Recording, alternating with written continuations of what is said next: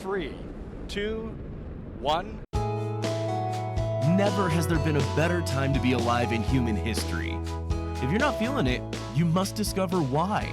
Join Matthew Bolton in developing and applying a framework of objective optimism toward a flourishing life of meaning, health, and happiness. Here's your host, Matthew Bolton.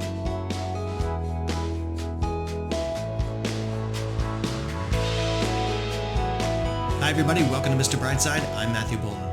This is the first release after announcing the new bi-weekly schedule, and it looks like everyone has survived the off week. I do suggest, if you're looking for something to charge you every other week, to look through the backlog of episodes and catch up on some titles that appeal to you. This show is not commentary that expires as current events do, but evergreen content, as one of my friends kindly put it to me recently, that you can listen to at any time. Our show today, however, is sure to give you lots to chew on, as I've started up again with some longer form interviews. Today's guest is Tim Chermak, and let me tell you, I barely got to 3 of the questions that I had prepared for him, as I just teed him up on the first one and he went off like he was shot from a cannon. This guy is prolific, and not only in speech, but in achievement. He's only 29 years old, but is already the founder and CEO of a successful real estate marketing firm, besides being an author, speaker, and many other things. And in this interview, I was blown away by Tim's startup story, which included him dropping out of university, how that was more than unpopular with his devastated parents, how he dealt with the pressure to make good of himself due to that, all in the face of rejection after rejection leading up to his first breakthrough. Of course, all filled in with fascinating details that will inspire young people and anyone else who's stressed about going against the mainstream around them, and all without any real clue or master plan to guide them, mind you. We then head into a conversation on capitalism, and I think Tim has a refreshingly clear way of framing it in an optimistic way that makes it difficult to regard it as anything other than an unequivocal good. You know, maybe this guy knows something about messaging or something like that. In any case, he emphasizes countering emotional stories that malign capitalism with emotional stories that champion it and that bypass logic to connect with hearts on a deeper level, opening minds to hear the logical case on top, which he claims is uncontroversial. You'll hear why he thinks that profit is noble and good, as it's all about leaving the world better than you found it. In asking him about his trip across the US several months ago, Tim was able to share an inspiring image of the US as a vast country rich in cultural diversity, and how people might change how they view politics if they gave themselves the invaluable experience of seeing diverse places and people within their own country. As politics is just downstream from culture, the more one understands diverse cultures, the more one might appreciate diverse political viewpoints. And guys, I really have only given you a light surface summary here. Tim was rife with examples, anecdotes, and clarifying explanations, and I'm sure you'll learn and just enjoy yourself as much as I did. So let's get on with it then. Hi everybody, welcome to our interview. I'm joined by Tim Chermak. Tim is a marketing consultant, author, and speaker to small business owners and entrepreneurs. More specifically, he is the founder and CEO of Platform Marketing, the author of High Hanging Fruit, and an upcoming book that I don't know if we'll get any details out of that, and an unofficial spokesperson for Chipotle. As you can see, Chipotle Mexican Grill. He's a guy I've wanted to have on ever since I first started doing a podcast, and now he's here. So thanks very much, Tim, for coming on. Hey, thanks for having me. Right on. So just right off with marketing in general and platform more specifically, what is platform marketing? How and why did you start that company? Yeah, we're really just a marketing agency that specializes in working with real estate agents. And so it wasn't part of any master plan that I wanted to, my whole life I planned to start an advertising agency that works with realtors, right? One thing led to another early on in my career. I was college age, attending school, and I was just one of those kids that very stereotypically had this moment where I realized kind of in my junior/senior year that what am I doing? Like, I was majoring at the time in finance, and I just had this moment where I realized I don't want to do this for the rest of my life. Like, I don't want to go get an internship at some investment bank in New York City and be staring down spreadsheets for the rest of my life. Because the truth is, I suck at accounting. I suck at finance. I suck at anything quantitative like that. That's not the way my mind naturally works. I'm definitely more of a creative ideas person. I don't like mathematical formulas. That's just not the way that my mind perceives the world. Yeah. And yet that's what I was majoring in, because I had gone on Google, my freshman year, and kind of just went on, I went on Google and just typed in, who makes the most money out of college? And it was like people who major in finance and work for investment banks. And it was like, problem solved. I'll do that.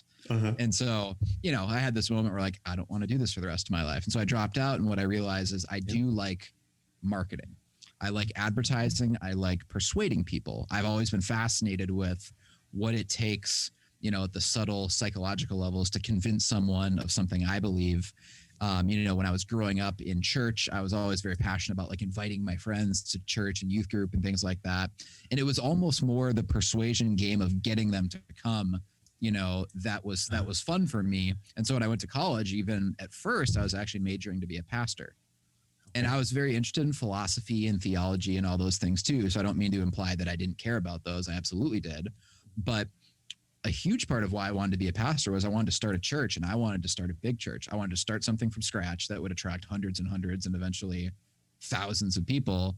And that to me was just as interesting as like being a pastor.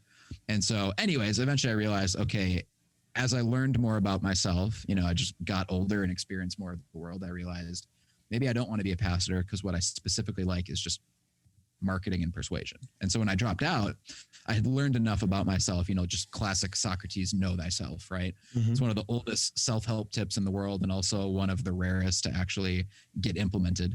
Yes. And I decided to start a marketing agency. And when you hear me say I decided to start a marketing agency, you might be thinking, oh, cool. So did you rent office space? Did you go get business cards? Did you start a website? Did you have a cool logo and a brand? It's like, no, for me, dropping out of college to start a marketing agency meant, oh, I'm dropping out of college and now I need to figure out how to make money.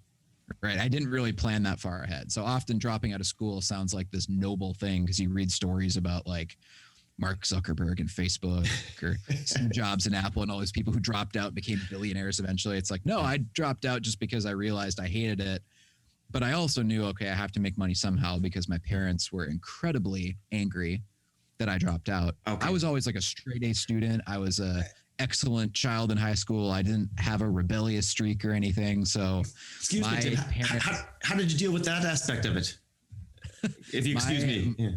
Yeah. My parents were like devastated when I dropped out because I'd always been very persuasive. I said I love persuasion. And so they kind of were figuring like, well, he'll go to law school and he'll end up being a lawyer and he'll be very well, with very well respected profession and all that. Yeah, right. And so they were just devastated when I dropped out. They're like, what are you thinking? You're way too smart to drop out. Why don't you just finish? You only have a year left, just like classic sunk cost fallacy. Yeah. And the inverse of that, it was like, well, I only have a year left.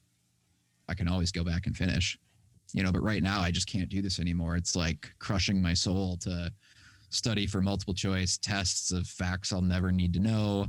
And I was just feeling like I can't do this anymore. Like I can't keep regurgitating and typing papers of things I don't believe in classes I know that are useless that I'll never use again.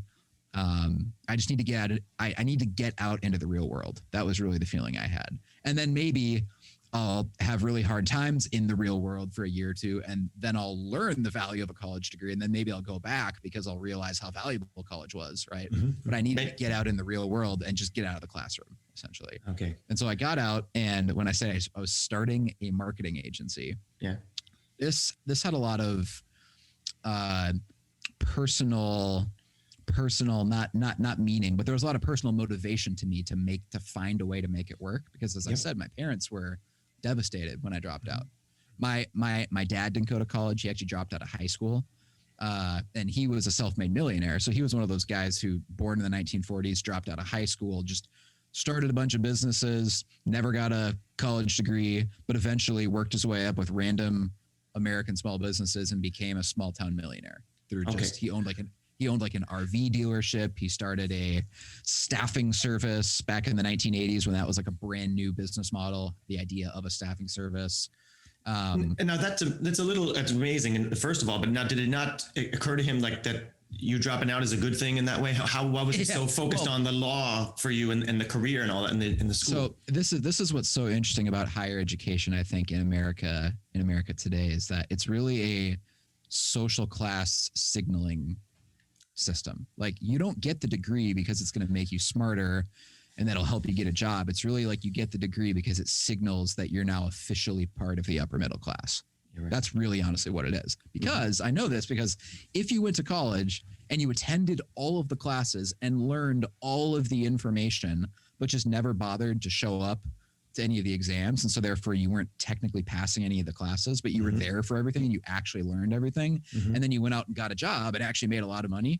If you can't say, for example, that, hey, I graduated from the University of Michigan, or I graduated from Vanderbilt, or I graduated from USC, or I graduated from Michigan State, whatever, no one cares because it's like having the degree, right? Being able to wear that sweatshirt for the rest of your life and say, I'm part of the alumni from the University of Minnesota, or, insert name of school, UT, Texas, and Austin, whatever, right? And so it really is a social class signaler that you have a college degree. So my dad was one of those classic examples of a self-made entrepreneur. He was broke and in his 30s and living in a trailer park, at one point without a high school degree. And now he's a multimillionaire because of hard work and small business. Yeah. And so it was always his socioeconomic dream that he would be successful enough and he would make enough money so that his kids could go to college. Yep. And so it was devastating for him when I dropped out, because it's like, he was like, I worked so hard my whole life to give you the opportunities I never had. I was living in a trailer park, in my 30s, high school dropout, and I worked so hard to save up so much money to put you through, school, and you drop out. Kind of like, what the hell is wrong with you? Yeah. And so it was very emotional. Like, I'm not just saying they were mildly upset. Like, they were extremely angry. My mom did have a college degree. She went to the University of Minnesota, and actually I think has an education degree to be like an elementary education teacher. But again, like, when my dad started the business, she left that career, taught herself accounting. She doesn't have any formal education in accounting, and she became the accountant for all those businesses. And to this day, my mom is actually a full-time accountant at the Midwest Technology Campus in Minnesota, even though she doesn't have any accounting degree. So she's just another example of someone who created a professional, white-collar, good-paying, upper-middle-class career with absolutely zero formal training. And yet it's still ingrained, right? And it's still there. Like, in spite of all that, they still feel like, look, I want my son to have that signal. That's amazing. So when I dropped out, they were devastated, especially my dad. Yeah. And so I had that extra motivation of like, I have got to make this work. I was not one of those kids who was dropping out because college was too hard. It's not like I couldn't handle it, right? I actually started writing my first book in college because I realized, like, writing a 5-page paper isn't that hard. And then you start getting classes where they assign 10-page papers. And I realized, like, a lot of the books I'm reading are like 200 pages long. If I just type 20 of these, I could be an author while I'm in college. I actually started working on my first book while I was in college because it occurred to me that writing one is not as hard as people make it sound. Okay. And so I was in no way, I'm not saying this to be a total narcissist, but I was in no way dropping out because I couldn't handle college. I had straight A's, it was enjoyable, but I just couldn't reconcile the fact that, like, I felt I was actually, my potential was being held hostage by college. Okay. Like, I could have been doing so much more. And even at age 20, 21, I would be interfacing with some of my professors or just adults I see in real life, and they tell me I can't do this, or it's like, well, I'm smarter than you.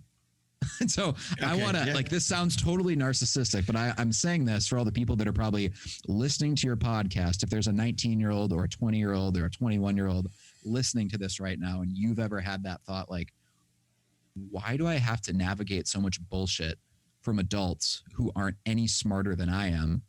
And you think like you're being gaslighted essentially your whole adolescence. I'm just telling you, you are not wrong. No, many adults are not any smarter than you are. They might be 20 years older than you, but they don't actually have 20 years of additional experience. They have 1 year of extra experience repeated 20 times. And that's not the same thing. Mm-hmm. And so I felt that way. Yeah, I felt that way. And that's why I had to get out of college. I was like, okay, I could be doing so much more if I didn't have to spend 8 hours a day reading textbooks of just, empty theories. Right. Mm-hmm. So I dropped out. I was determined to launch a marketing agency, and I really had to make this work because it would devastate my parents if it didn't work, or at least if I didn't like seriously make an attempt to make it work. If it looked like I was dropping out to be lazy. Right. Yeah. And so I started going door to door in my hometown, walking into small businesses unannounced. And I had read a bunch of marketing books. So I'd gone on Amazon and I'd bought a bunch of marketing books because this is one area I was very blessed. I found out when I was in college age that my dad had actually started a savings account for me that was apparently supposed to be for college, and he had done it like shortly after I was born or something like that, and stuck a couple $1,000s in there and forgot about it. And so one time I went to the bank and I was 18, 19, something like that. And I was like depositing some sort of check, and they're like, what checking account would you like to put it in? And I was like, my checking account? Because I was like, I only have one, and they're like, oh no, sir, you have 2 checking accounts here. And I was like, I don't think so. And they're like, yes, you do. And I was like, oh, what's the balance? And there was like, I can't remember if it was $5,000 or $3,000 or something like that. Like it wasn't 1,000, but it wasn't 10,000. I think it was $3,000 or $4,000, maybe $5,000, something around there. And I was like blown away. I was like, what is this? And they're like, oh, it looks like it was opened by Chermak, which is my father. Yep. And it was open like a long, long time ago. So I like called him up and I was like, hey, what is this? Like my name's on it and there's all this money in it. Like I was not aware of this. And he actually had no idea. He's like, I literally don't know. And so I got in touch with my mom and she was able to remember, oh yeah, we set that up a long time ago. That was supposed to be kind of a college savings fund. And I guess we honestly just forgot about it. And so it had been compounding with a couple interest, points a year for the last, 18 years. And so it had, at least a couple $1,000s in there. And it was technically psychologically earmarked for being for like education. Right. So I just asked my parents like, well, being I don't really need this for college, because fortunately, my parents were in a financial situation where they could pay for my college. And so they didn't really need that money anymore. And so I was like, can I just use this for buying books? If I promise you that I'll only use this to go on Amazon and buy books, can I just use this as kind of like my self-education fund? Like whenever I want to buy a book, I can get a debit card linked to this account, right? And I'll use that debit card to buy books from Amazon or Barnes & Noble or whatever. And my parents thought that was a terrific idea. And so I basically had this head start in college where I essentially had what to me at the time seemed like an unlimited sum of money, whatever it was, $3,000 to buy books with. Well, for books, it seems unlimited. Yeah. Yeah. I mean, and you quickly realize too, when you're not buying like $200 college textbooks, you can get used books on Amazon for like $8, so even with $100, I could go get 10, 12 books of like actual good marketing books written by experienced authors, not just college professors spouting theory, but like, actual marketing books. And so that helped me start building this library that now is actually thousands of books. And I'm 29 years old and I have a library that's taking up, I had to buy a condo a mile away from my house because there was not room in my house to house my library. Okay.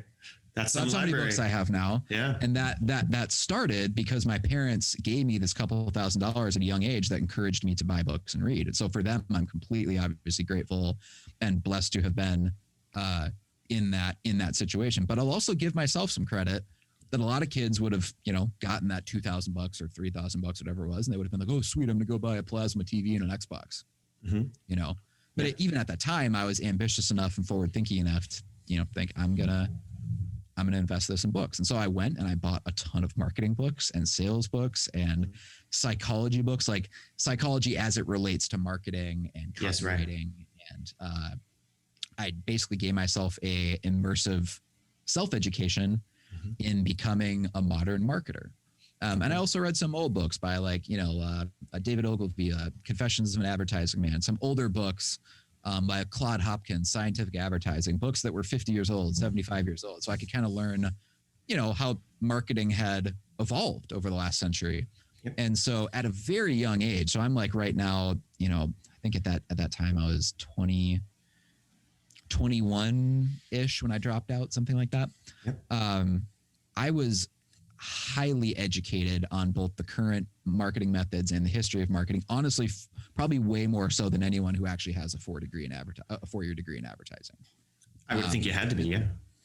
And so, I was reading a lot, and I used some of that money to go to conferences because I got permission from my parents. Like, hey, if I find a great marketing conference that I could attend and it'll cost $500 to go, can I use this to buy my ticket to a marketing conference? And they agreed, as long as it was for educational purposes, that I could go. And so I gave myself a marketing education. So I started going to these local businesses. Yeah. This marketing, this obsession with it, is that about, okay, it's about persuading people. I'm about persuasion. So that's what marketing is to me. And that's why you focused on that, because you just decided all of a sudden it was marketing books and marketing history and marketing conferences. How did you develop that passion for that particularly? I think my whole life I was always just interested in persuading people and selling. I mean, I was one of those kids who, like, I started a baseball card collection when I was young, and it wasn't but a couple months before I was repackaging the cards I had and I was selling them to the neighborhood kids as card packs. So I started my own card store because I realized, like, oh, I mean, this is when I'm like, 7 years old, 8 years old, whatever. I'm buying packs of cards from going to Walmart or Target with my allowance money. And then I'd get a bunch of cards and I'd realize, like, oh, well, all they're doing is they're packaging typically 8 to 10 cards. You sell it. And part of the novelty of buying a card pack is what's going to be inside. And so I got all the neighborhood kids to start buying packs of cards from me, where I would literally, like, go to my parents' printer, in the home den, and I'd take just a standard piece of 8.5 by 11 printer paper. Right. And I'd wrap up a bunch of cards. And even I knew I can't rip off my customers. If I put a bunch of crappy cards with terrible players in there, I might make one sale, but then they'll never become a repeat customer. Every once in a while, I have to actually put a good player in there so they keep buying from me, right? And so I had this business going until eventually the parents of some of the kids in the neighborhood got mad and shut me down and called my parents because they said, oh, my kid's spending all of his money at your kid's card store. And I didn't realize I'd done anything wrong, right? But eventually I had I did that. I had the regulators got you. Business. Yeah, exactly. Right. First ever experience with bureaucracy and government, right? Like a little HOA. But I had a golf ball sales business where I would go to the local golf course and I'd find all the balls that had been hit into the water and I'd fish them out and I'd clean them and I'd sell them. And I set up a little, table, like a little folding table on one of the greens, and I'd sell the golf balls to golfers going by. And obviously I'm whatever at that point, 8, 9 years old. And so they're probably buying just because they think it's cute. But, like, I remember my dad told me once, hey, this is a Titleist Pro V1. And I don't know anything about golf, but apparently a Pro V1 is a very nice premium golf ball. And brand new, they can even sell for whatever, $4 or $5 a golf ball. And so he's like, you should sell this one for $5. It's in mint condition. And even he knew, I mean, in hindsight, he was kind of a dick for doing this to me, but even he knew that's really expensive for a used golf ball, $5. But I think he was trying to test me of, like, can he handle, like, the abuse that some golfers will keep him out of, like, 9 years old? Can he handle the price objections of them saying that's way overpriced? I think he just wanted to see how I would react. And so a bunch of golfers were like, $5, no way. And they'd, like, laugh at me for asking $5 for one used golf ball. But eventually some guy came by and bought it. Okay. And that taught me, like, oh, it's okay to have premium price. At a young age, I'm learning this, right? It's okay to have premium price products. Even if 9 people in a row say no, as long as one person says yes, you just made a lot of money by selling that one golf ball for $5 and all the other ones are like 50 cents. Right. And so I learned a lot of business lessons at a young age. I had, whenever my parents would have garage sales, I would have a little folding chair out front in the driveway, and my mom would bake cookies and she'd let me sell the cookies for, like, 25 cents a piece, and I could keep all the profit, and she didn't make me pay her back for the cost of the ingredients or anything, because I'm obviously 7 years old or whatever, so I don't have any cost of goods to worry about, anything like that. And I remember one day, I don't know how I remember this, but I think I made $11 selling cookies. And that was like a small fortune for, kindergartner or first grade, whatever it was. And I just felt like I had all the money in the world. And that feeling, that emotional high you get of someone paying you money for something that you made for them, that you're selling, that you persuaded them that what I have to sell you is more valuable than the money that I'm asking for, that always thrilled me, I guess. Sure. Like, even at a young age, it gave me this emotional high. And, anytime we did fundraisers as a kid, for school stuff, if we had to raise money for a sports team or raise money for the school music program, band, whatever, you're going selling tubs of cookie dough, or you're selling magazines door to door to raise money for stuff, right? I was always, like, the leading salesperson in my grade, and I won all the awards because I would just blow everyone out of the water because I liked it. And so in hindsight, it should have been obvious that I could have a career in marketing or, advertising, but it took me a couple of years and, as an adult to realize like, this is actually what I should be doing. And so anyways, to bring all that full circle, I dropped out and I'm going door to door to local businesses in my hometown because I'm thinking I've got to make this work. I've got to prove to my parents and everyone else who thinks I'm an idiot for dropping out of school that I actually made the right decision. Because I had tons of people tell me, dude, what are you doing? Like, I mean, I wasn't the valedictorian in my high school. I forget who was, but I gave one of the speeches at like my high school graduation because they asked me to give a talk. And so like everyone in my, my hometown and my, family, extended family looked at me as being like an overachiever. Like this, like if there's anyone in the family who's going to get like a PhD, it's going to be him. Okay. Right. And so that's why when I dropped out, it was like, what happened? Did he fall into drug use or, like they're like, what happened? Tim dropped out, Yeah. And so I've got to make this work. Right. I've got to make this work. And so I go into local businesses and here's my pitch. I would, walk up to the front desk or whoever's there. And I'm going, by the way, to like any local business I could think of, like local insurance agencies, real estate brokers, used car dealerships, gyms, local health stores. Literally, I went to a gas station convenience store. I did some marketing work for my parents' staffing service. Eventually got them to hire me on a sympathy deal to help them. Any type of small business I thought might entertain my ideas, a local pizza place, coffee shops. I mean, any type of business. Right.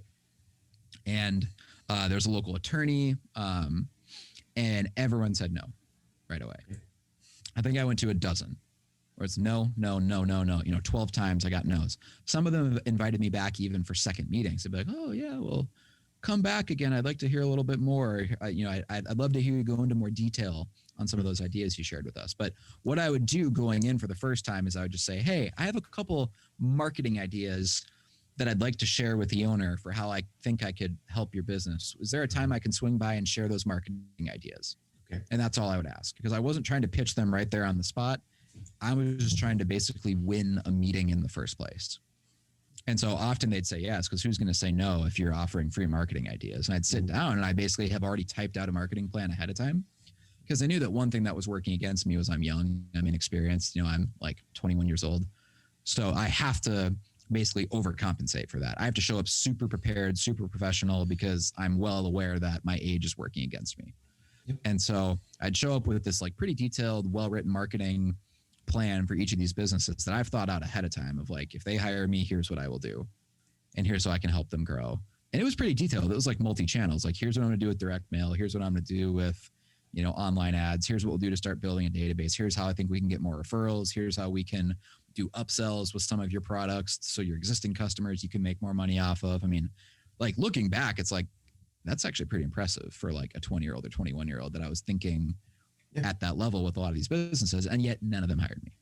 Right. And I learned something in doing that. It's that how good you are at something sometimes doesn't matter as much as how well known you are for being good at something. Sure. And that's the opposite of what you're taught in school. In school, you're implicitly taught for 12 years, or if you go to college, like 16 years, you're taught that like your success in life and how much money you make in life is just going to be a function of how good you are, as judged by like what grade did you get. And what bridges that, Tim? Is that marketing that bridges that then? If I'm really good at something, it's marketing and self-promotion and personal branding, because I could have been a genius at marketing, and today I think I'm quite smart at marketing. But if no one knows that, it doesn't matter. Right. Right. And so college and, the whole K through 12 school system is, it has this premise that like, oh no, you're objectively good at math, or you're objectively good at writing, so therefore opportunities will just be served up to you. It's like, that's not how the real world works. There's a difference between being good at something and being known for being good at something. And with very, very, very few exceptions, like the education system does not teach you anything about how to become known for being good at something. And so I learned that kind of the hard way, going to all these businesses thinking, man, like these marketing plans that I've developed for them could be helping them so much. And they all said no to me. Some of them gave me multiple meetings, maybe out of sympathy, I don't know, but still none of them hired me. And eventually I realized like, oh, they're not taking me seriously enough. So I remember I went to the mall and I bought a suit, and I went to Office Max and I was like, you know what I need? I need a briefcase. If I walk into one of these meetings with a briefcase, then they'll fucking take me seriously. Right. Okay. And so I go and I literally bought like the cheapest briefcase, fake leather. It was like $39.99, you know, and I had nothing in it. If you opened it up, there was literally not anything in it. You know, Hackers like Kramer. Yeah, I mean, there was probably like the manufacturer's warranty card was still in there if I ever would have opened it up to prove I've never even opened it, right? But yeah, like nothing is in there. Yeah. And I walked in with a briefcase. I'm like, oh, this is gonna work. To a real estate meeting. I remember Doug Fenstra. In Doug Fenstra's office. He had the whole corner suite of this bank, and all the walls were like glass panels. It was just this like, you know, I was like, oh, if I can get this guy as a client, this will be amazing. I'll just feel important basically. And if I tell my parents that Doug Fenstra hired me for marketing, this is a pretty well-known real estate broker in the area, I'll have their respect. And he didn't hire me. And so the briefcase did not work. And so eventually what happened, to answer your question about how did I start platform marketing, is a realtor found out that I had some marketing ideas. Maybe she had some friends who said, hey, this kid's going around pitching marketing ideas to anyone who will listen. And she's like, hey, why don't you come talk to me? You know, and I was like, okay, but I kind of wasn't really excited about it because I'd already been turned down by multiple real estate offices. By this point, I had been turned down by financial advisors, insurance agents. A car dealership literally yelled at me to get out of his office once because I just was so persistent. He's like, get out. Okay. And so I was like, whatever, this agent's not going to hire me. I was kind of just like, I guess maybe I'm going to have to go back to college. Right. And she was willing to give me a shot, but the catch was that like she had no money. So she's like, I want to be clear with you. I love your marketing plan. I think some of these ideas could work and I see value in what you're doing. And so that was kind of a shot of confidence that this agent like thought that there was some merit to some of my ideas. But then she says, I have no money. I'm like, okay, well, how much money would we add for advertising? She's like, none. And I was like, okay, well, how will we do this? And she's like, well, I have no money to pay you. I'm not, you know, I'm not being figurative here. I literally do not have money to pay you. I'm behind on my own house payments. I have nothing to lose here. Like I'm at the point where if I don't bring some business in, like the bank could start foreclosure process on my own house. So her business is not doing well. Right. And she's like, if you can somehow get me business, I'll just give you 25% of everything I make rather than paying you a fee or whatever. She's like, I'll just essentially give you 25% ownership in my business. Wow. And so I was like, okay, well, I was thinking like, I just need a case study. That's all I'm thinking at this point. It's at this young age. I need some successful case study so other business owners in the future will take me seriously. So even if this isn't an ideal setup where she has no money to pay me, I just need some sort of example where I helped a business grow so that other businesses in the future might give me a shot. And so, I mean, all I had was a video camera. You know, she didn't have any money for ads. So I just started filming some videos with her. And this was when like YouTube was starting to become a thing. And so we put some homes for sale and some video tours, and we filmed some like neighborhood videos of like, here's 5 things you need to know about this neighborhood versus that neighborhood. And I just applied everything I'd been learning about this, you know, content marketing, right? We started putting videos on YouTube, and I helped her write some free reports that we would use these free reports where people could request a free report. And in exchange for that, obviously they'd have to enter their contact information. And then that's how we would generate a lead. And eventually this realtor's business really blew up. I even helped her write a book. We sat down over one winter and wrote an entire book together, kind of like 200 pages, a book. And we self-published a book about the real estate market in her local area. And then we would give that book away for free. Okay. And obviously to get the book, you'd have to sign up and give us all your contact information. So she would know where to ship your free copy of the book. And obviously anyone requesting that book must have been a real estate lead who was thinking about buying or selling a house soon, or else why in the hell would you request that book? It'd be a really boring book, reading a book about your local real estate market, unless you were planning on buying or selling a house soon, right? So it's kind of the perfect lead generation magnet. And her business blew up. Eventually it got to the point where, you know, she's making $200,000 a year in income. And keep in mind, I own a quarter of her business. I was keeping that in mind. Yeah. And so this, like, I'm at a very young age, like, you know, making some pretty serious money. And well, at least I thought was pretty serious money for being that young. Right. And I just realized like, wait, again, this is not part of any master plan, in case I haven't made that abundantly clear. Like, I did not set out like, I'm going to start a real estate marketing business. Like, I just realized, like, wait, I made this marketing plan for her, and she's in this like small town in central Minnesota. Total county only has 40,000 people. So it's not some big city. And I just like blew up her business with a couple of these marketing ideas. And this is still my first ever shot at this. Like, I haven't tested other ideas. This is just like me kind of winging it. And I blew up this lady's business, and now she's super successful, really happy, like eternally grateful for me. Yep. I could essentially copy and paste this to other realtors across the country, because they're all in different markets. They're not competition to each other. Mm-hmm. And as long as I only work with one realtor per city, I could just keep implementing the same marketing plan for other realtors. Mm-hmm. Right. And so the stroke of genius was that rather than selling the marketing plan as like a lump sum, like, hey, I'll sell you this marketing strategy and everything you need to do for $10,000 or something like that, we went with the business model of an agency where you'd pay us a monthly fee for us to manage everything for you. So that way it created a recurring revenue. So every time we picked up a new client, it was just adding to the monthly recurring revenue. And obviously, as long as we were helping those realtors make more money every month than they were paying us, they were happy to keep paying us, because if, you know, our fee every month is $1,600.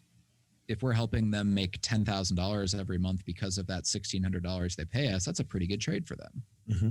And so now we have like 150 clients across the country that are all paying us $1,600 a month.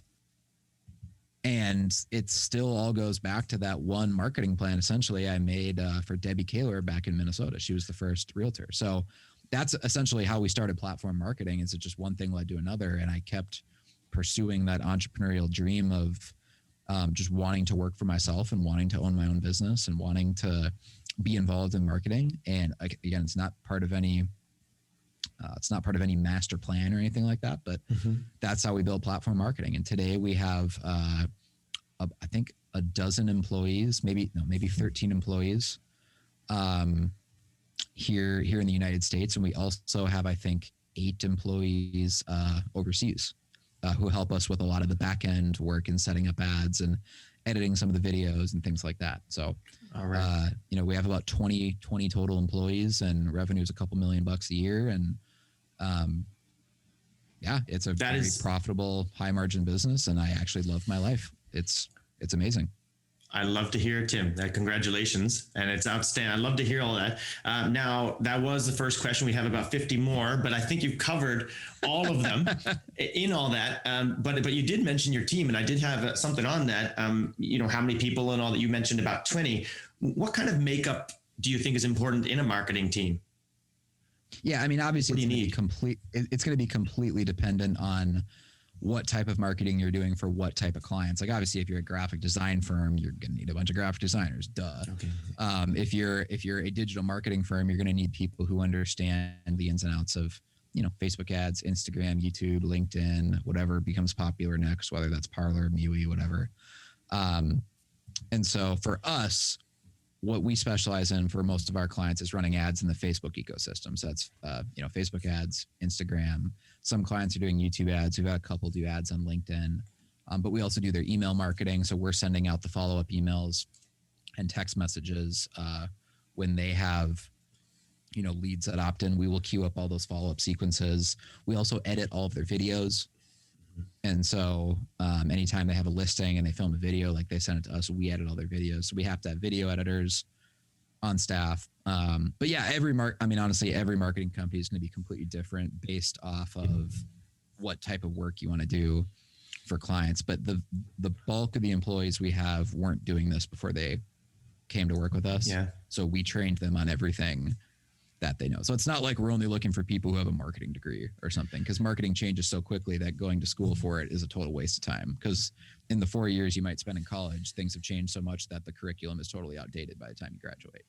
That's what I say a lot. Yeah, just get out there and you can learn from the company. Just be good at these, what you would call the softer skills and all that, right? And absolutely. Then you can learn it from a guy.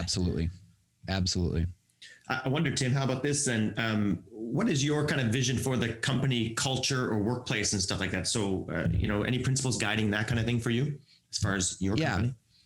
We want to hire people that I could have fun hanging out with outside of work.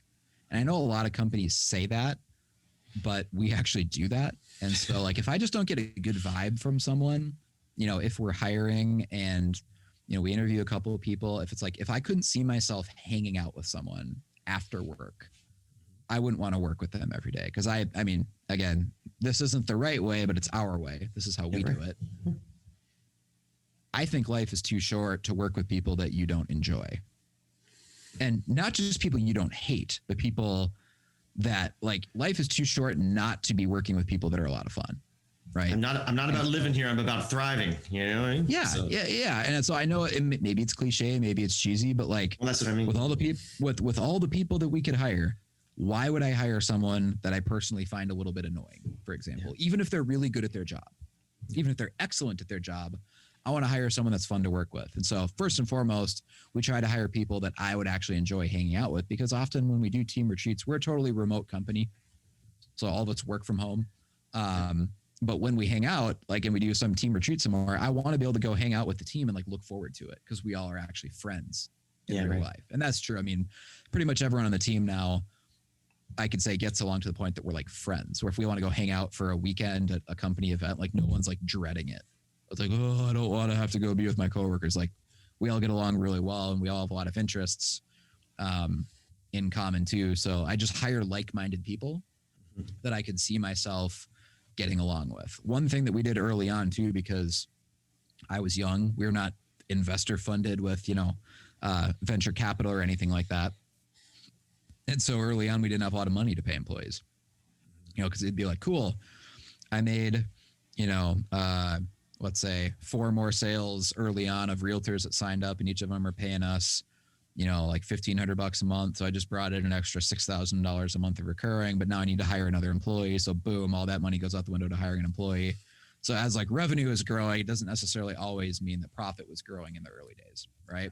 And so now we have really healthy profit margins, because we've reached the level of scale to where, you know, our profit margins are excellent. But in the early days, it wasn't always that way, right? I mean, there were months where we lost money in the early days. And so because of that, we had to be very efficient with any decisions. And in a company like a, you know, marketing agency, payroll is your number one expense. Like we don't have a big building or a big lease or anything like that, but payroll is by far our biggest expense on a monthly basis. And so we had to find ways to pay people as little as possible, but give them other benefits and other things that would make the job interesting and enjoyable, so that we could still hire good people, but not pay them a lot of money early on. Right. Mm-hmm. Yep. And so we like, often we started some people at like $30,000 a year, you know, because we were just hiring kids in college that were like, yeah, cool, that sounds like a fun company, I'll take this job, and you know, maybe it'll leapfrog to something cooler. And now some of those people who started working for next to nothing, I mean, our first employee we ever hired was $500 a month is what I was paying him. I was like, this is what I can afford to pay you, do you want to join my fledgling company, you know? Yeah. And he did, and now he's the GM of the entire company and makes over $100,000 a year. He worked his way from $500 a month to over $100,000 a year salary, and he runs the whole thing. And so also doesn't have a college degree. And so early on, we didn't have money though. As you can see, I was paying people $500 a month. Yeah. So we had to figure out ways to make the culture fun and cool so that we could still attract people without bribing them with more money, essentially, because we didn't have the money to bribe them with. Mm-hmm. And so, we give lots of PTO. That's one thing that we do. If we've set up our business in such a way that we actually give our employees 40 days of PTO a year. And so every quarter they can take 10 days off of paid time off. So every quarter they can essentially take 2 weeks off if they wanted to. A lot of them don't even use all that time because, you know, they just don't. But every quarter, if they wanted to, they could take 2 weeks off of paid time, which is like what a lot of companies might give you for an entire year. Yeah. If you're lucky, yeah.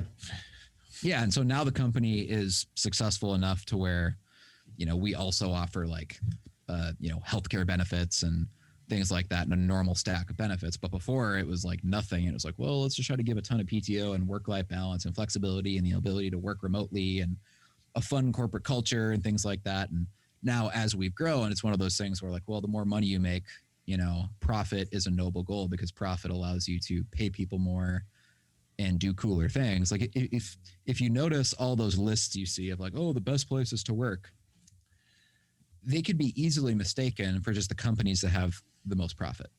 Mm-hmm. You know, you look at like Apple, Google, Facebook, all these companies that are always on those lists of, oh, Apple and, you know, Google have nap pods and employee cafeterias and massages at work and blah, blah, blah, blah. It's like, well, that's because those companies are making shit tons of profit. Right. So being a best place to work is almost just like a euphemism these days for the companies that have the most money. So I think profit is a very noble goal. Making money is noble. It's morally a good thing. And I've certainly been able to raise my employees, you know, paychecks and benefits and what we're able to pay them because our company is making more money now.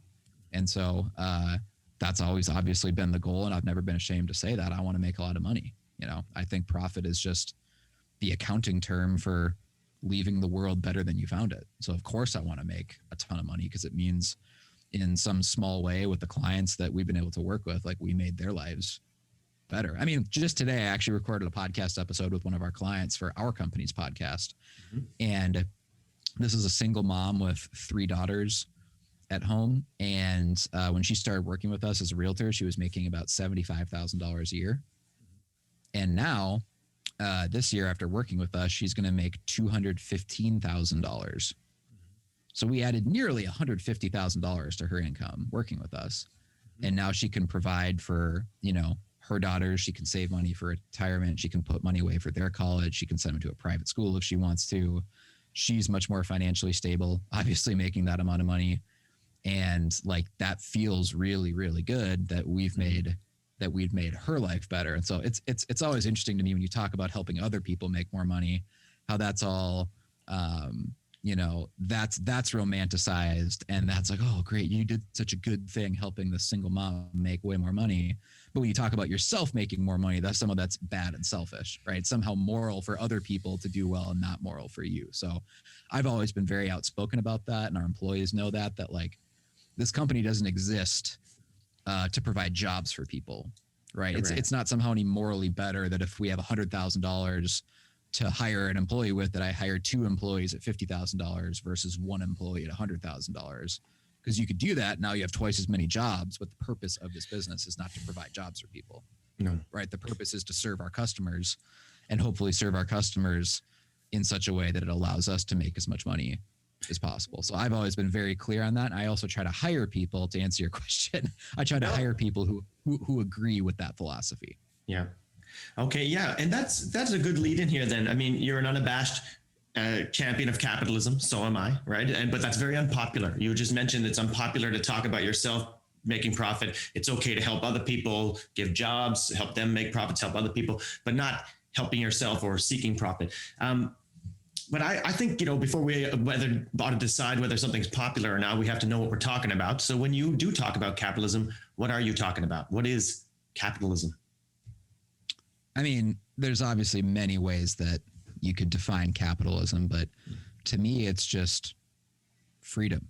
When you're free to buy and sell with other people without any politician having to grant you permission, right? Like capitalism is just the word we use to describe freedom when we're talking about the economy, right? And so obviously there's some economies that are going to be more capitalist than others because it certainly exists on a spectrum, right? There's no binary black and white. This is a capitalist country and this is not, right?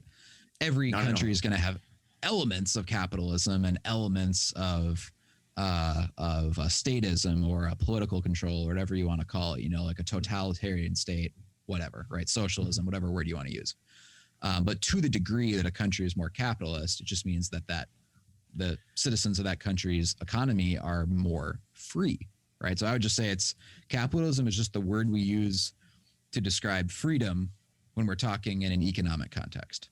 Certainly, so it's weird. It's weird to me that anyone is ever against capitalism. It's like you're against freedom because no one's against freedom, right? It's like, no one's against for freedom.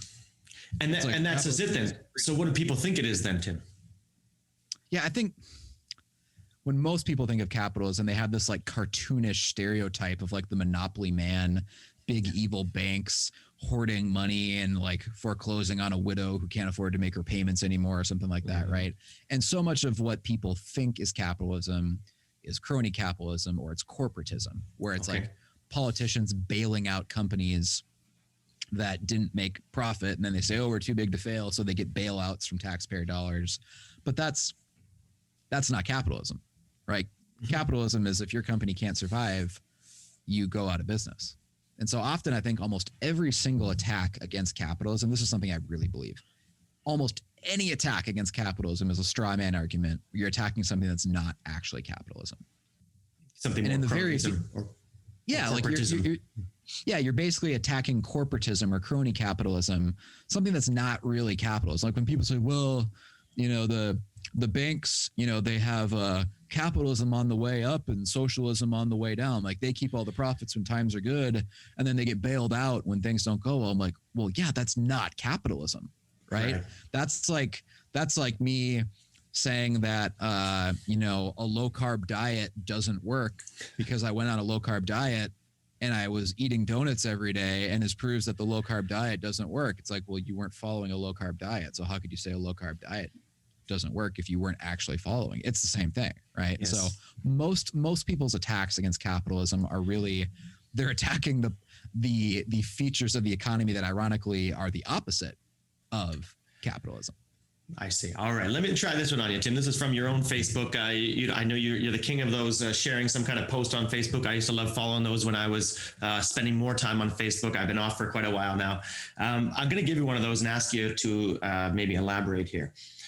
You said the evolution of the word nobility proves that capitalism has changed the world. The root word is the Latin nobilis, which meant highborn. Either you were born a noble or you were not. There was no in between. Historically, nobility had nothing to do with your actual accomplishments. It was a matter of fate. You were born into a story that was already written.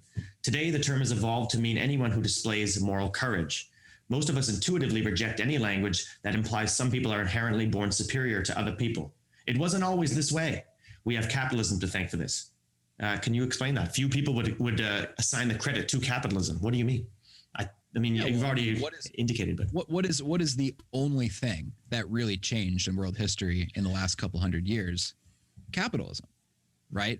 If you look at all of European history, even going back to like pre-European history, thousands and thousands of years before that, there was always social statuses, right? There were kings and queens, and then, you know, like the peasants and the serfs and the slaves, and there's all these different social strata, essentially, right? Capitalism is what changed that, because, you know, I said the word nobility it was originally a social status that was based on who you were born to, right? You're in a royal family or you're not in a royal family. That's binary, right? There's not, it doesn't exist on a spectrum how royal you are. Either you were highborn or you weren't, right? Capitalism is the first time we even start talking about the idea of a middle class, because countries that allowed free markets to flourish, and again, when we say free markets or the word capitalism, we're just talking about freedom in an economic context, right? Like you can do whatever you want, right? So if you were really, really good at business and you were really good at, you know, seeing the ships coming in with fish and buying low and selling high, because you could buy in bulk from some, you know, ship coming in and then sell it to all the merchants in town and profit off of the spread. And you were able to help your, let's say, regional economy become more efficient by playing that matchmaker role in the economy, and you could make a bunch of money. For the first time, you were able to start building respect and advancing socioeconomically because of your actual talent. So capitalism really ushered a meritocracy into human civilization, where people could become important people and respected people because of how much money they had made, because of how successful they were in their job. And so today, like, of course, one of the definitions of the word nobility is still this classic sense of like the royal family of England, like they're the nobles, right? The nobility. But also we just say, oh, that was a very noble thing to do. Like it's an adjective that you can use to describe anyone who displays moral courage. Like it was not always that way, where, you know, anyone could be worthy of that title. And so like capitalism has shattered all sorts of socioeconomic barriers. I mean, until free markets and the Industrial Revolution in the 1700s, 1800s, right? I mean, we think about India as having a caste system, right? But like every country until the Industrial Revolution more or less had a caste system. Yeah. Right. Where it was like you're either born wealthy into an important family or you're not. Mm-hmm. And nothing you could do in your life would ever change that, because if your parents' last name was Baker, guess what you were going to be? A baker. Like we still don't realize a lot of English names last names are actually just the names of occupations, because if your parents' last name was Fisher, guess what you're going to be when you grow up? You're going to be a fisherman, right? Baker, Archer, Smith. There's tons. That's obviously one of the most common names in America is the last name Smith. It means your parents were probably a blacksmith or some sort of other Smith, right? That's still kind of the remnants of the old world where you were born into a story that was already written and nothing you did mattered, because if your parents were a smith, you were going to be trained up to be a blacksmith. And it didn't matter if you wanted to be a businessman, or it didn't matter if you wanted to be a poet or a musician or whatever. Like, that's what you were going to do. And it didn't even matter how good you were at it. Like, you couldn't advance and make more money because society didn't yet accept that. Capitalism changed that, because we kind of all realized that if we allow people that are really, really good to get paid more by people because they're really, really good, it's not really zero sum, right? Like, we end up with more stuff, more beautiful music being written, more, expertly crafted, home furnishings, whatever it is, right? And so it's okay if some people make more money if they're better at doing whatever it is that they do than people who don't make as much money. And so I really think that we have free markets and capitalism to thank for not just obviously the material standard of living that we have, but also in a deeper sense, at an emotional or a socioeconomic level. Like, meritocracy itself is not an accident, right? Like, that was not predestined that we had any sense of meritocracy in modern society, because there's still some countries around the world that don't have that. Yeah, that's right. Right. Like, that was not preordained that we were marching towards meritocracy as human civilization, because you can go back as far as we have records for, and pretty much everything was the same until about 1700, 1800. There was virtually no change in how societies were organized and social mobility, right? That would be the term that economists use. Yep. There was pretty much zero change in social mobility for millennia until capitalism and free markets burst on the scene. Wow. Well, I'd love to hear somebody else say it. And you mentioned nobility being, it means you did something noble. That's something, a moral act. And then as far as our nobility or our royalty, people we celebrate, it is people who have achieved something. So we might be like, we say, oh my God, look, that's Sidney Crosby. I mean, I don't know if you follow hockey at all or whatever. Yep. Yeah. Or if a business person, Minnesota, so. Attaboy, yeah. Or if it's, there's Steve Jobs come to our town. That's a big event. Like, look at that. Nobody says like, hey, Timmy, look, it's the Duke of Springfield, or, that idea to people now doesn't mean anything. And that's what you were saying. It's almost silly. Yeah. It's silly. It sounds ridiculous. If some dude was trying to say I'm the Earl of something, what's wrong with that guy?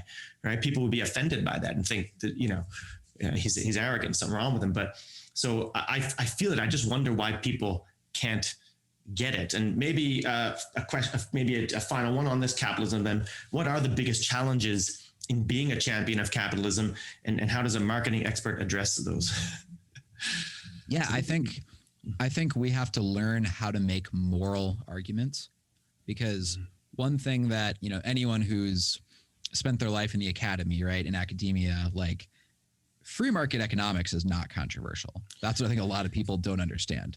Like, in actual academic circles, it's not debated anymore, even amongst the most liberal left-wing economists of the world, right? It's not even debated that free markets are more prosperous than countries that don't have free markets.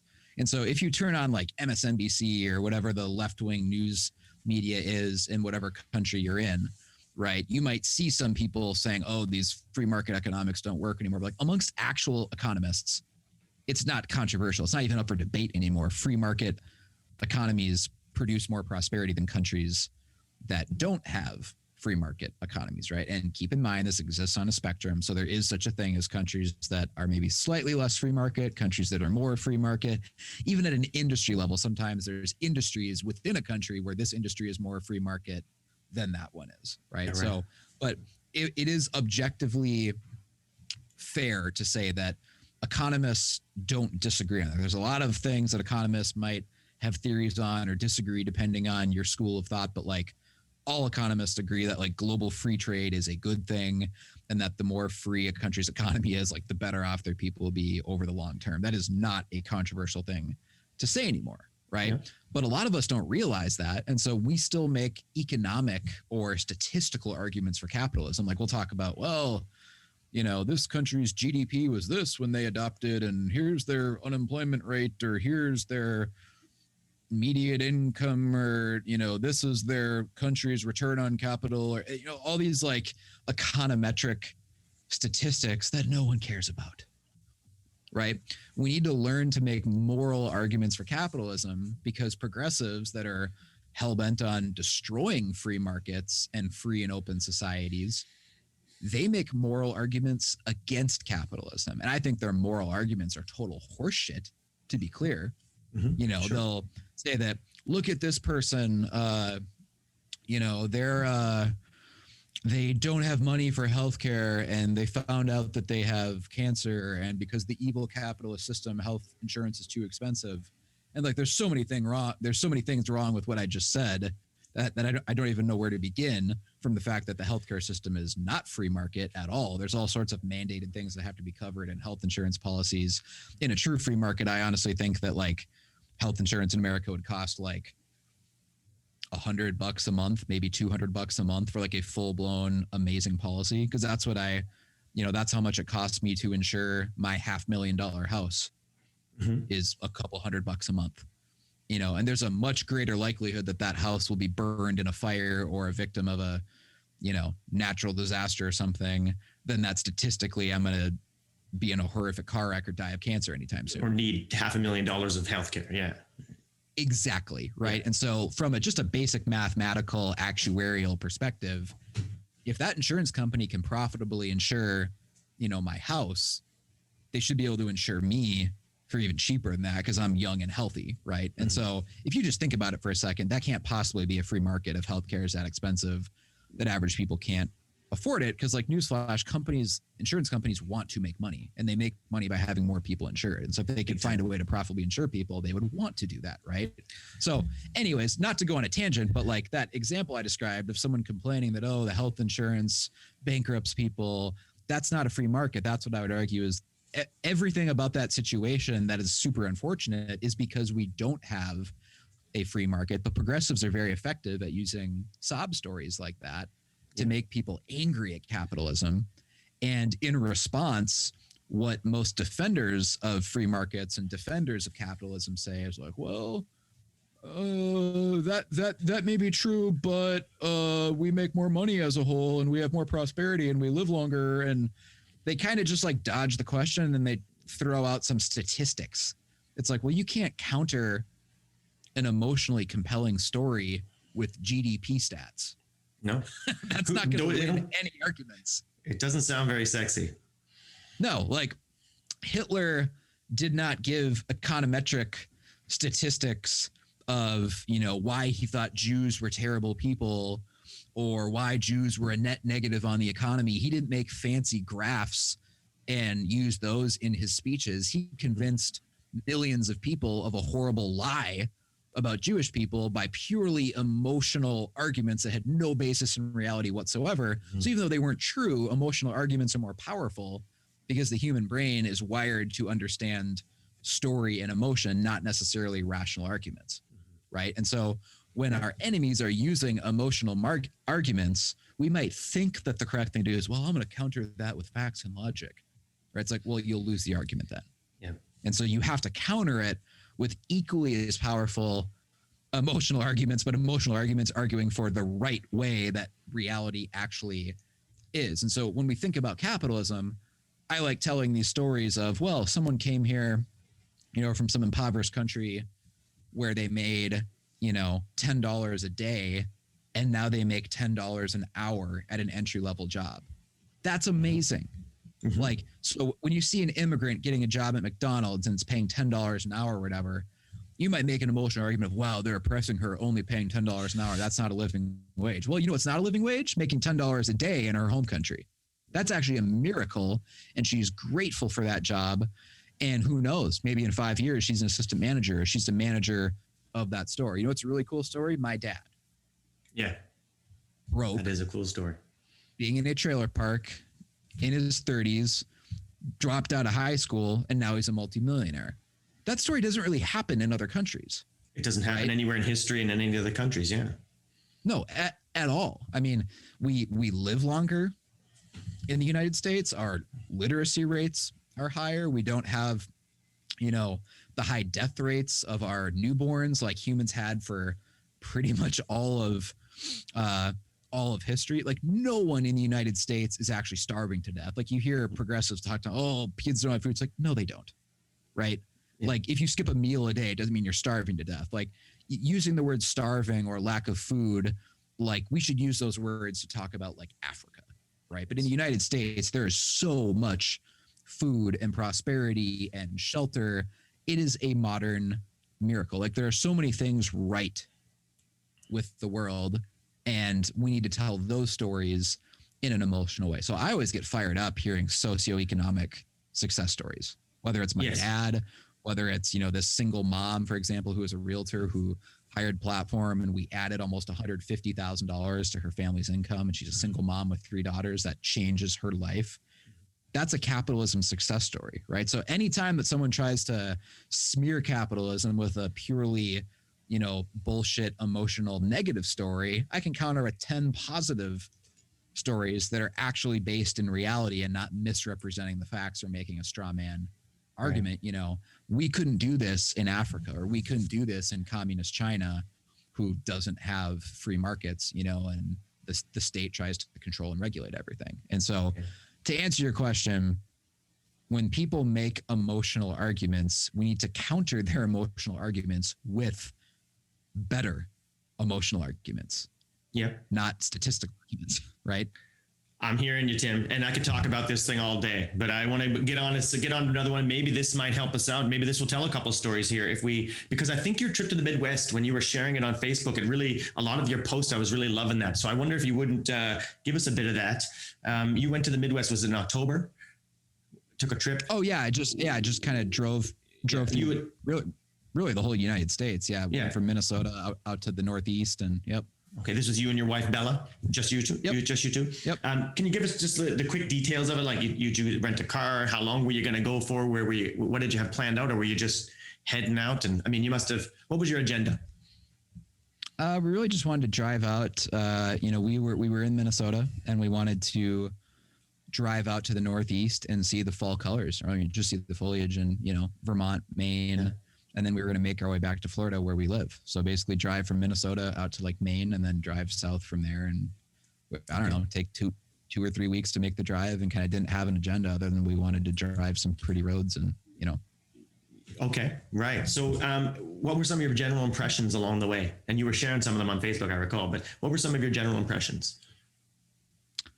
Yeah. Things or what did you learn? Things were pretty uneventful until we got to New York. Mm-hmm. And they were all locked down because of COVID. We didn't realize this. So I had made a hotel reservation at a Hilton in New York, and we got there and they wouldn't let us into our room. I was just shocked. I was like, what? I have a reserved, paid for reservation here. Like, what do you mean you won't let me in your room or in my room? And he's like, well, you're traveling from a non-approved state. And I'm like, what does that even mean? Like, I've never heard that before. Like, what is this? Like the Soviet Union, a non-approved state, Yeah. And he's like, well, these are the states that, you can be from. It's like basically all these like super progressive Northeastern states that all made a pact together to try to lock down COVID, that they won't allow any travelers in.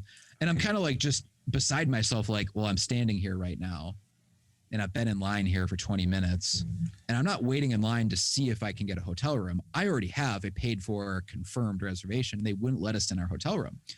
And he said, sorry, I can't let you in here. You're not from an approved state. And I was like, well, there's no hotels anywhere around here that have vacancy because it's the Northeast, peak fall colors. Like all the hotels are sold out. And I knew this because I'd already checked. There's literally not a hotel within 100 miles that had a room. And this is already like 10:30 p.m. Yeah. And so it's like, if you don't let me in this room that I've already confirmed, like I will be sleeping in my truck in your parking garage. And my wife is right there next to me. He's like, I'm sorry, sir. I can't let you in. You're a danger to everyone here. He literally said you're a danger to everyone here. Mm-hmm. And I'm just like, I was like, sir, just let me go to my room. I'm not going to go to the bar. I'm not going to talk with people. Mm-hmm. I'm just going to go to my room. I'm going to sleep and then I'll leave in the morning. I'm not going to see anyone. Just let me go. All I want is I'm paying for a bed. Right. Mm-hmm. And he just like couldn't be a human about it and let me go to my hotel room. So instead we literally slept in my truck overnight. And then we just said, fuck it. I'm Yeah. I'm not going to put up with this in all these other states that apparently have similar rules, whether it was like, Vermont, Maine, all these northeastern states. And so Bella and I just like headed south that morning and drove through West Virginia and decided, well, I guess we'll just see the fall colors in West Virginia instead. And we're going back to Florida. Like, I want to spend my money in states that actually want it and appreciate our tourism dollars, because these other states, like, were so afraid of COVID that they would make, someone sleep in their truck overnight, which is actually like dangerous. Right. So, right. Like, ironically, not you're promoting health. Yeah. Yeah, like, I mean, ironically, you're talking about danger when you're making me sleep in my truck overnight in like a New York parking lot. Like, I was incredibly mad, right? And so we went back to Florida, and this whole time I've been living in freedom in Florida because Florida doesn't have all the COVID lockdowns that the other states have had. So this was all just shocking to me that someone would do that. And that was honestly like one of the first times in my life that I experienced like this is what it would be to live in a totalitarian state. Where I don't have someone's permission to even go into a hotel room I already booked and paid for. It was a really weird experience, like emotionally. Yeah, I recall that story specifically too. Yeah, and I've actually heard a lot worse, but that is a very shocking story. Tim, how about this then? Why should someone, to wrap up that aspect, why should someone take a trip like that?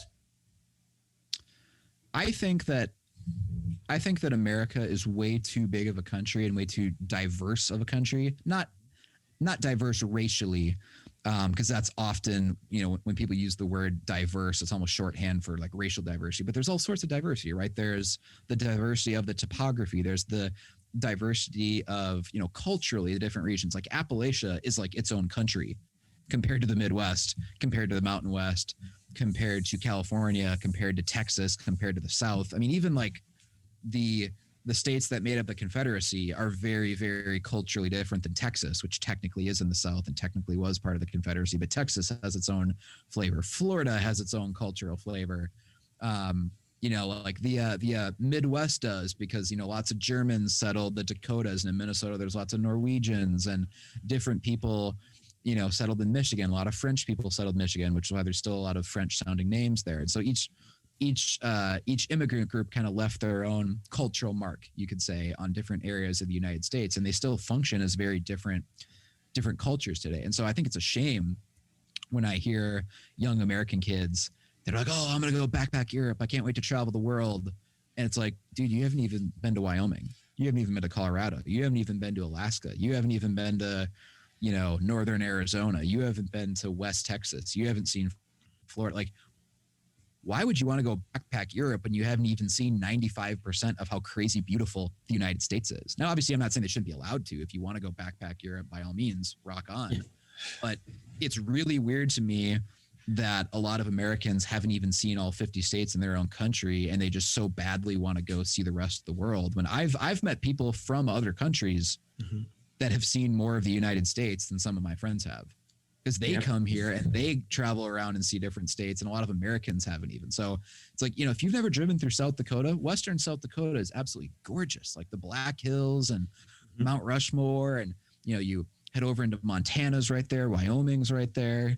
Idaho, Alaska is beautiful. If you've never seen a grizzly bear, holy cow, they're huge. It looks like nothing you've ever seen in your life. If you've ever seen how big a grizzly is to a normal bear, just the rock formations and everything in Arizona, and how vast the West Texas, plains are. And then you get to Florida, and it's like this tropical climate. And then the wooded rolling hills and forests of the Carolinas and Georgia, and the Shenandoahs in Virginia. I mean, I could go on and on. It's like the United States is this big, beautiful, epic place. And I think it's a shame when people don't really experience it, because the more you travel too, you get more of an appreciation for federalism, I think, because you realize how diverse the United States actually is culturally and therefore politically, because politics is always downstream from culture. And so if you have especially driven, not flown around, but if you've driven around the United States, so you've experienced, for example, how big and vast and empty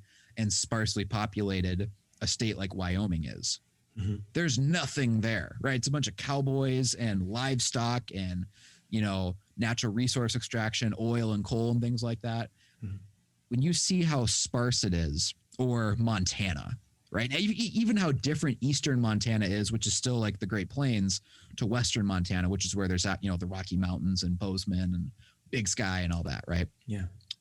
And you realize like it is insane that a bunch of lawyers thousands of miles away in Washington, D.C. could pass federal laws that tell these people how to live in Alaska or Montana or what. And you realize how vast the United States is. You'll actually appreciate more the political genius of federalism and decentralization about why a bunch of people thousands of miles away shouldn't be able to regulate and tell these people how to live. But if you've never left your hometown or your home state, I think having a strong central, sometimes tyrannical government might make more logical sense to you because you actually don't realize at an experiential level how vast and culturally diverse the United States really is. If you actually have driven around the United States, and I have to go here in a second, I actually have to hop on another interview here, but all right, man. If you've driven around the United States, this is the last thing I'll say, you would realize that saying the United States should have a strong central government, like a strong federal government, right? Like, so this is going back to like the Federalist Papers, right?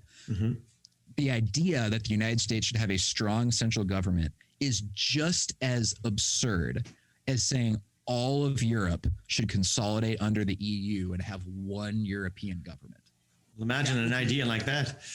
That would be insane because of how different German people are and their belief systems and their preferences from how different the French people are with their belief systems and their preferences, and how different they are from the Scandinavians and the Southern Europeans and, the Eastern Europeans. And all of them have different philosophies and different ways that they live their life. None of them are necessarily better or worse, but they're different, right? And so the idea that you could have all of these people smashed under one centralized government that'll standardize everything and tell them how to live, it could only end in disaster, right? And that's what we're essentially moving towards in the US, is all these different groups of people that have wildly different attitudes and personal preferences when it comes to politics. Some people want bigger government, some people want less, some people are socially liberal, some people are socially conservative, some people are atheists, some people are deeply religious. I mean, there's all sorts of differences. To think that the whole US could be ruled under one federal government becomes very absurd if you've actually traveled the US and seen how culturally diverse it is. So I challenge people, drive the US, take a really long road trip, and not only will you enjoy yourself because it's big and beautiful, but you'll actually learn a lot about politics throughout that trip because of the experience. Well, that's very interesting to say that, Tim. People seem to get offended by the idea of the U.S. telling other people with other cultures how to live and all that, but yet there's so many diverse cultures, and you're trying to tell them how to live, as you put it. Well, geez, Tim, I guess you said you got to go, so we will wrap it here. I guess just before you do, where should people go if they want to learn more about you and anything that you want to direct them to? I'm actually launching a podcast and a brand right now. The website's not up yet, but pretty soon it'll be Happy Capitalist, or the Happy Capitalist. If you go on Google and search for the Happy Capitalist, that'll be the new brand. All right. How much do I like the sound of that? All right, Tim. Well, I very much appreciate it. To everybody else, just before he gets off here, please share this interview. If you know that you've got somebody who would love to hear this, share with that person. You can ask questions where you're consuming now, or you can go to the Mr. Brightside Facebook page, facebook.com/MatthewBolton.ca. And then, of course, go see Tim's Happy Capitalist podcast.